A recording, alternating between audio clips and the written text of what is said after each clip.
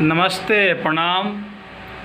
हम हैं आपके मंच उद्घोषक ऋतिक रोशन और आप सबके को बात बता देना चाहतनी कि हमनी के बड़ भैया और भोजपुरी जगत के बहुत अच्छा गीतकार आदरणीय उपेंद्र भैया के एगो स्टूडियो खुलल है सोनबरसा में, जो स्टूडियो का नाम बा महादेव रिकॉर्डिंग स्टूडियो सोनबरसा।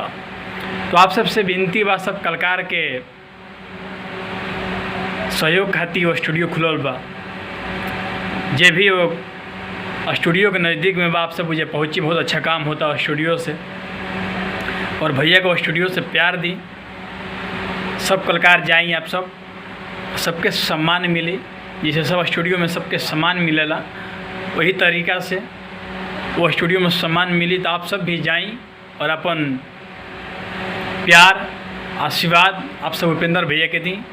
पूरा भोजपुरी समाज के साथ साथ वो स्टूडियो के भी सपोर्ट करी और वो स्टूडियो से प्यार पाई। जय माता दी, जय हो, लव यू। और आप सब जरूर जाएं महादेव रिकॉर्डिंग स्टूडियो सोनबरसा।